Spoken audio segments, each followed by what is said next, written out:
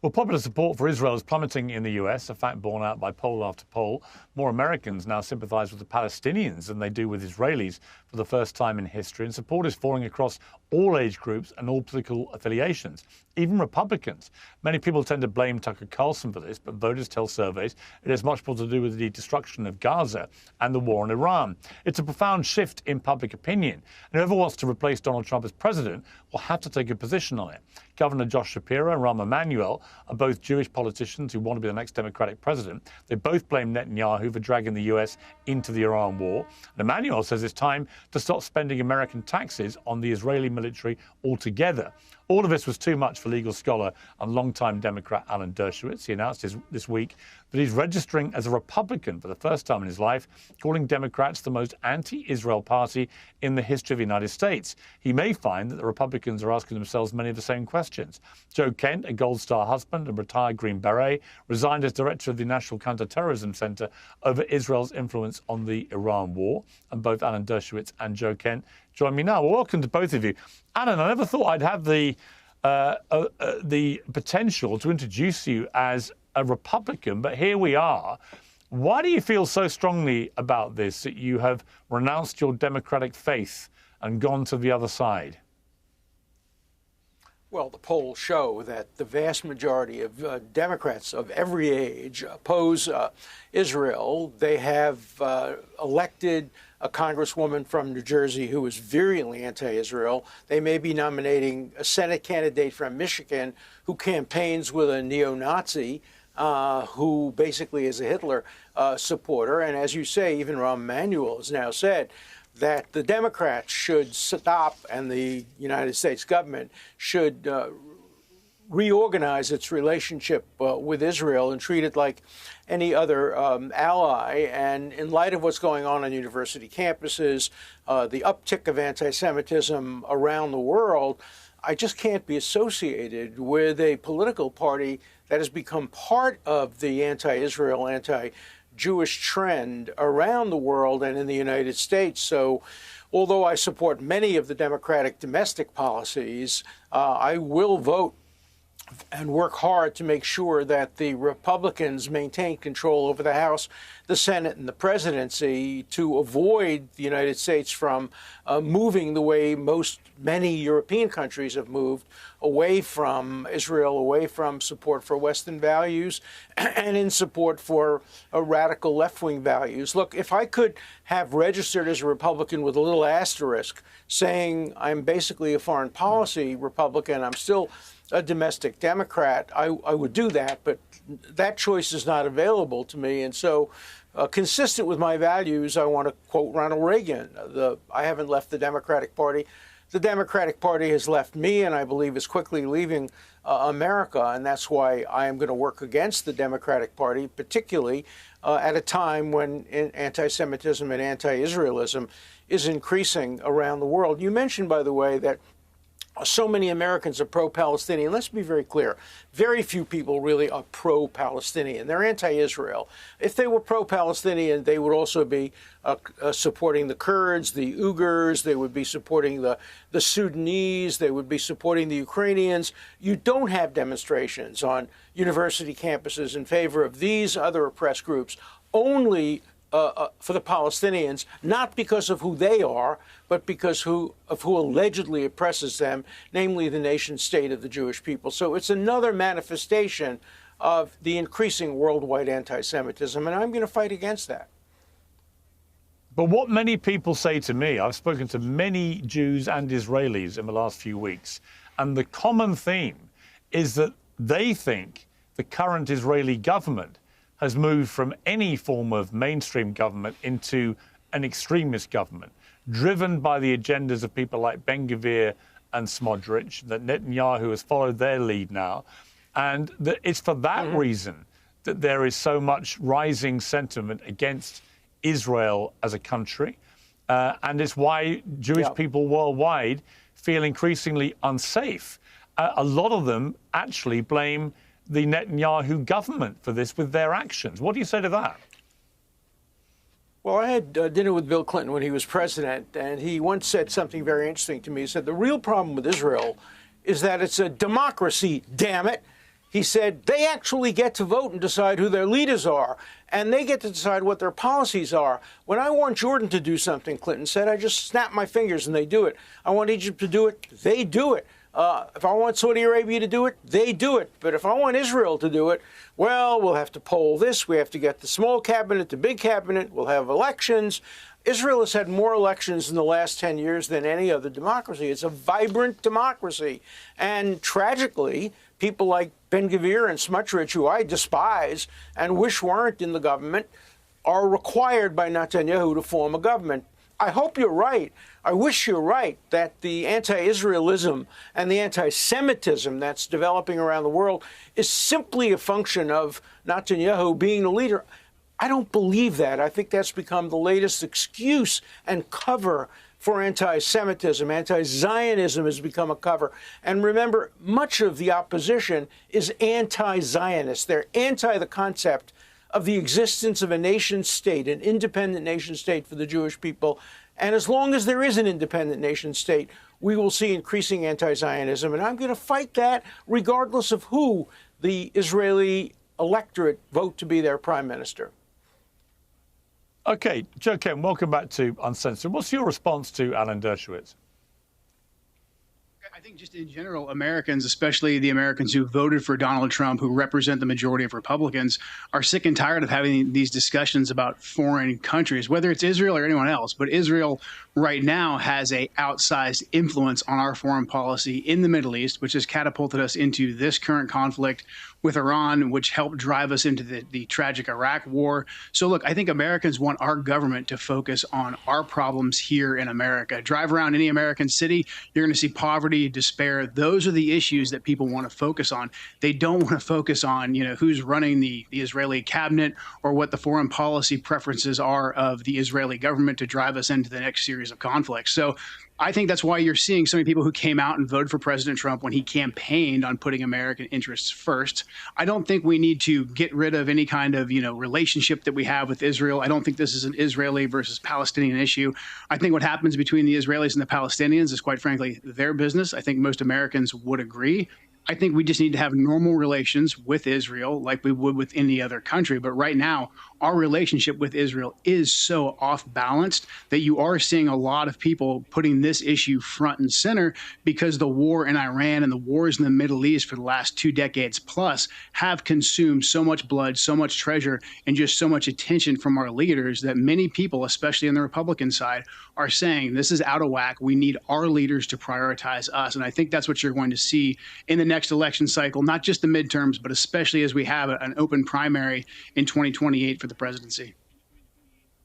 I don't disagree with that. Let me make one correction. Let me make one correction, please, and that is Israel was opposed to the United States getting into the Iraq war.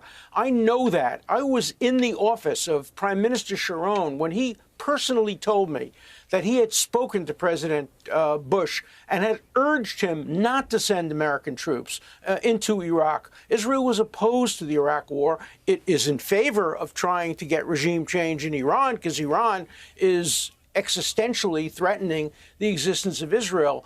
But when it comes to Iraq, that's very, very different. And Israel has been a great ally of the United States. And over the years, it's been one of the few people that the United States can count on for everything. And the major function that the United States has had recently is to stop Israel. It stopped Israel when it bombed the nuclear reactors and told Israel it has to stop. Israel wanted to continue. When it had its ceasefire recently, it demanded that Israel stop its war in Lebanon. So the United States has been a brake on Israel. And so Israel hasn't really influenced the United States. The United States has much more influenced the activities, even the self-defense activities of Israel. But Alan, I would say, I just don't think that's right when it comes to the Iran war, because we know from the big New York Times deep dive last week that Benjamin Netanyahu, on his 7th or 8th trip to the White House in a matter of months, sat in the Situation Room at the White House with the head of Mossad joining on the big screen and sold Donald Trump the idea that there was a chance to decapitate the leadership in Iran, and that as a result, the IRGC would collapse from within, the people would rise up, and they'd all be too distracted to even think about the Strait of Hormuz. Well, the first bit happened, and there's no doubt the Americans,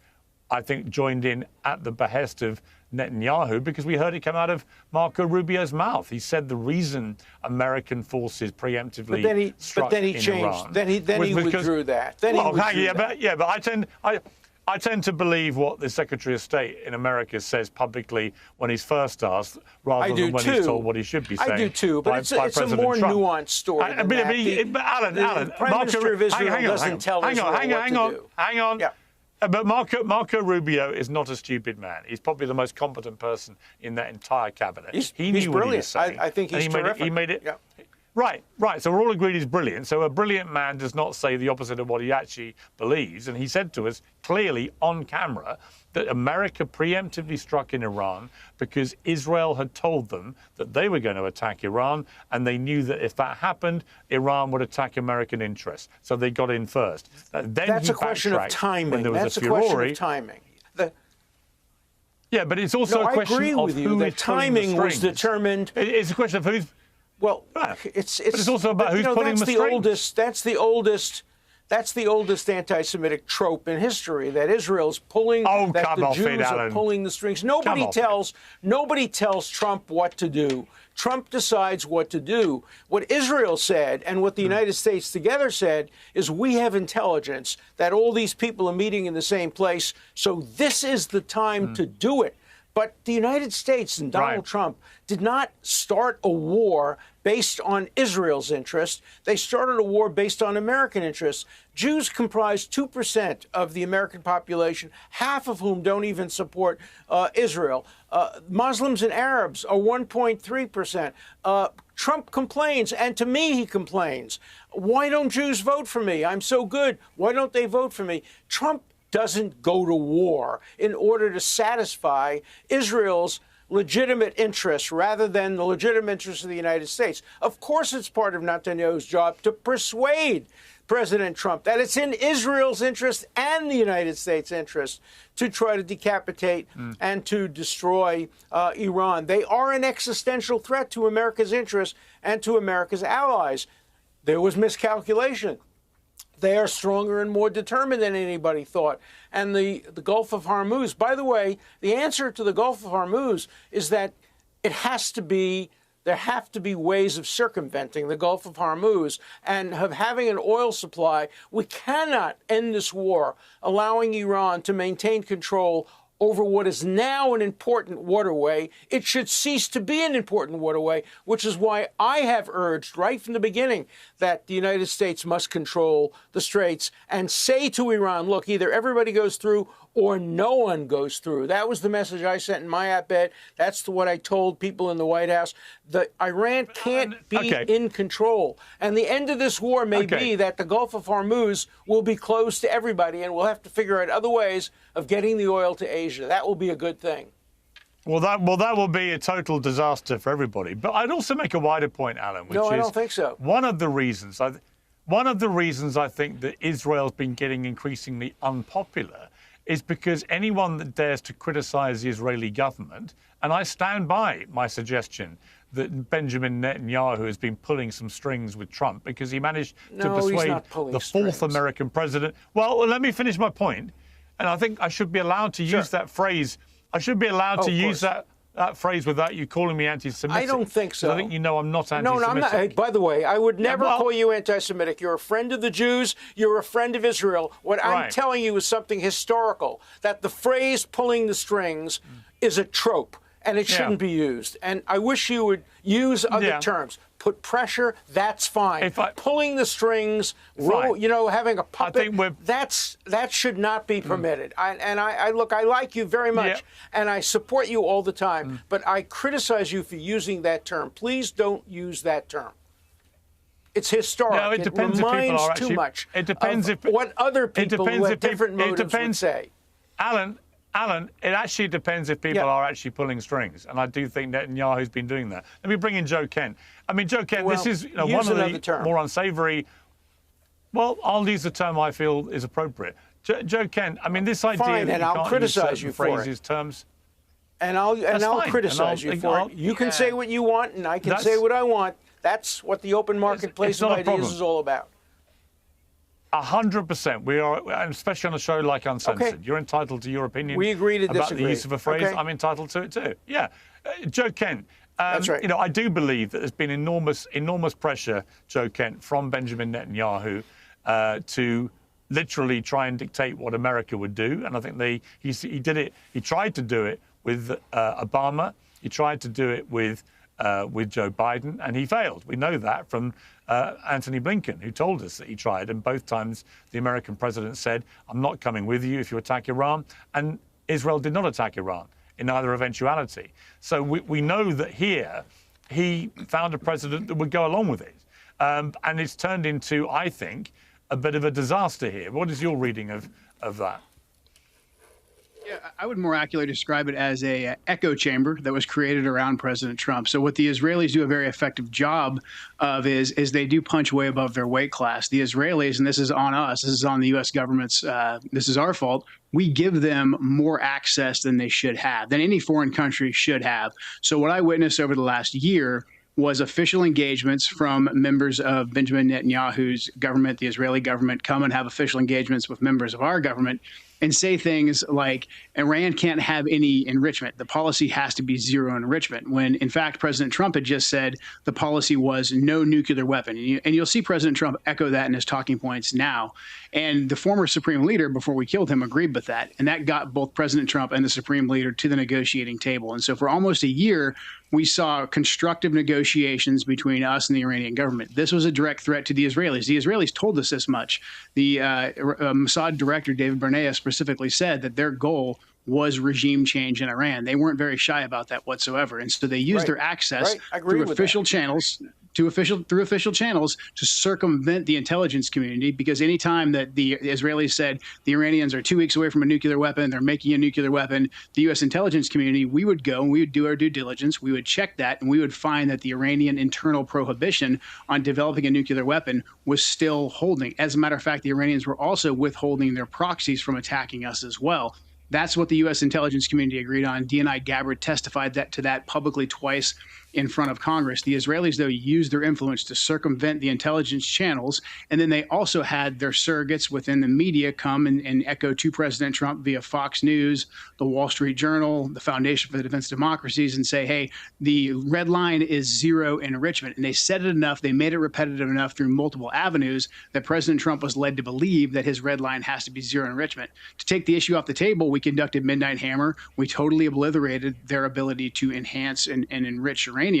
But then the Israelis came right back and said, hey, no, there's still more uranium there. You have to go in and physically get it. You have to control it, because the goal for the Israelis at that point was still regime change. And so they used their outsized influence on our government to drive this war. And when they thought they weren't going to get the war, they then said, we're going to go in, we're going to conduct attacks against the Iranians. We're going to target their supreme leader, which we knew from studying the intelligence and Iranian doctrine over the last several decades would result in the Iranians then attacking our bases in the region. So Marco Rubio was 100% accurate when he said there was no imminent attack against us being planned by the Iranians. The only thing that was imminent was the Israelis conducting that attack. That drove us into this conflict. And that should make every American take pause and think, what is our relationship with this country of Israel? Why are we letting them drive us into yet another war in the Middle East? How vital is it that we have control over the Straits of Hormuz?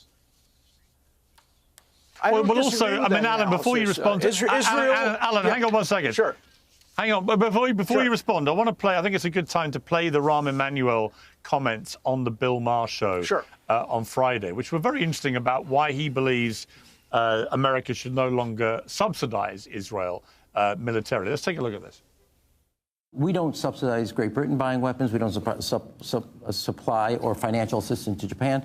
Israel's a very wealthy nation. There should be no more taxpayer support for what they want to do. And they get the same deal that any one of our allies do. They have to abide by the laws of the United States if they're going to buy X weapons. And that's how it should be constructed. Jake's point, and I agree with this, is the Prime Minister went to this president like he's gone to 4 other presidents. And every one of the other presidents said, not a chance are we doing that because the equities are not worth it. This president bought it. He has responsibility as a commander-in-chief, and I think he made a big mistake for it. Do you disagree with Rahm Emanuel? Not greatly. Not greatly. The United States told Menachem Begin not to attack the Iraq nuclear reactor. They told Ehud Olmert not to attack the Syrian nuclear reactor. In both cases, Israel decided what was best for its own interest. As Olmert told Bush, I am the prime minister of Israel. You're the president of the United States. You do what's best for your country. I do what's best for my country. In both cases, they destroyed nuclear reactors. If Iraq had nuclear weapons at the time of the Iraq War, it would have been devastating. So, Israel has acted very independently. As far as Israel getting aid, remember, it's a two-way street. Israel gets military aid, which it must spend on American companies, helping them to develop both American and Israeli weapons. Let's remember some of the most important weapons used both in Israel and the Middle East and used by Ukraine were developed jointly between Israel and the United States. The relationship, the military and intelligence relationship between Israel and the United States is a two-way street. Yes, Israel is a small country, the United States is a large country, and Israel punches above its weight, to quote your guests, when it comes to providing intelligence, when it comes to providing military aid, helping to develop Iron Dome and other kinds of informations. So it's an incredibly mutually productive alliance that should continue. Now, should Israel get special treatment? Every country is treated differently. Israel gets military aid, but it must spend that aid in the United States on American companies, which it then uses to help to develop materials that are beneficial to both countries. So it's complicated and it's nuanced, and it shouldn't go back to the notion of somehow Israel is pulling all the strings, Israel is making all the decisions. The United States makes decisions that are essential to its survival. That was true of President Reagan. That was true of President Bush. That's true of President Trump. It was true of President Clinton. And no Israeli ever tells America what to do. America does tell Israel what to do. Oftentimes, Israel would like to go further, and America says it can't. Sometimes Israel disobeys, as it did with Syria and Iraq, to the benefit of the United States. But most often, it complies with American demands, as it has in Lebanon and as it did in Iran. I mean, what was clear from the New York Times piece, whichever phraseology you want to use, the reality is that the Israelis in that meeting in the White House Situation Room presented a series of events to Trump, which many of Trump's own people highly disputed. In fact, some of them found it ridiculous. But they presented a sequence of events which simply hasn't materialized. So however we want to categorize it or describe what happened, Alan, the truth is that Trump went all in on the Israeli playbook for what would happen if they attacked the leadership in Iran and what would then follow. And what has followed has been nothing like what they said. And in fact, what has happened is Iran could come out of this. It could come, well, sure, but Iran could come out of this more radicalized, more battle-hardened, more emboldened, because they now know they can control the Strait of Hormuz in a way that paralyzes the global economy, and they can put all the Gulf states on notice that they can destroy their business model in a heartbeat if they want to. These are things that were not there as a reality before this. Yeah, but this was not an issue. Of course they were. Of course they were there. Of course they were there as a reality. They were always there as a reality. They just hadn't happened yet. They were there as a reality. I think of 1935, Nazi Germany. If Churchill had done what Trump did to Iran, if he had destroyed their rocket capacities, destroyed much of their military, the Second World War might have been avoided, even if Germany wasn't completely destroyed. Setting back Iran the way the United States and Israel did may have prevented catastrophic responses, as was said by Mao Zedong once about the French Revolution. It's too early to tell. I'm not suggesting it takes 200 years. I am suggesting it's going to take some months and some years before we see the benefits to the world of what the United States and Israel did in destroying the facilities to send rockets, Israel's destruction of Hezbollah, Israel's destruction of Hamas. This will, I think, tend toward a greater peace in the Middle East and in the world. No, it didn't get regime change. That's too bad because, as Mr. Mearsheimer and others have said and shown, Iran will never give up. The only answer, the ultimate answer to what's going on in the Middle East and in the world is regime change. There must be a democratic regime installed in Iran over time. It will take time, but it's a goal that should never be given up. We should not ever give up on changing what is the most dangerous regime in the world since the end of World War II. Okay, Joe Ken, just finally on democracy. The polling market, prediction market, says about the Republican presidential nominee for 2028. So this is life after Trump.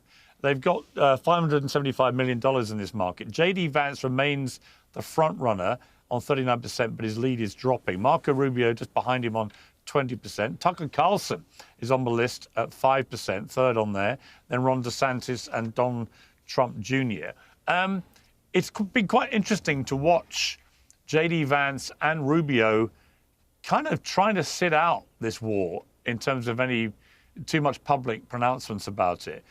Almost like they know this could become a real sword of Damocles for the Republican candidate in 2028. Is that your sense about what's going on here?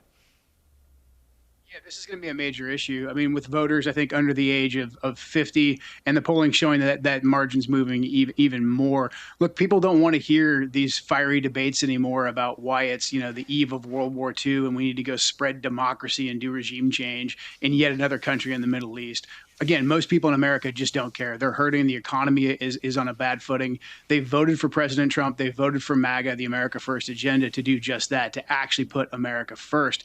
And now we have a lot of that base that is furious right now because they feel like they were lied to. And our country, once again, is prioritizing foreign policy and foreign wars that aren't directly in the American people's interest. I think it's very interesting and important for those of us that are deeply steeped in counterterrorism and foreign policy to discuss, was Iran an imminent threat? However, most Americans know that Iran was not an imminent threat, and they're not dealing with that in their daily lives. What they're dealing with is the cost of living, how unsafe and unclean our cities have become. That's what they're worried about. And so this is going to be a major issue for anybody in 2028. They're going to have to show how they'll actually prioritize the security and the progress and just the, I think, affordability and quality of life for the American people.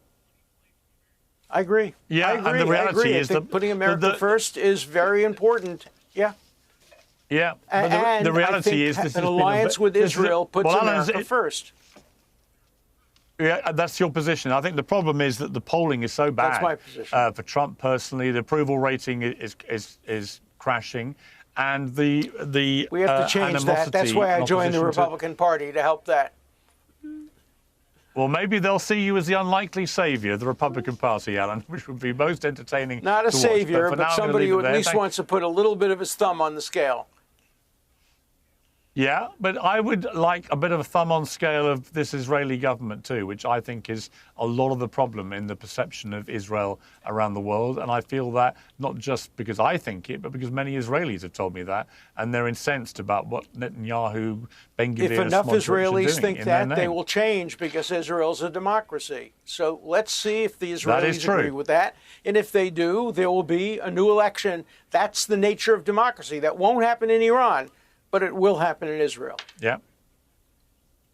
On that note, we can all salute democracy. Thank you both very much indeed. Thank you.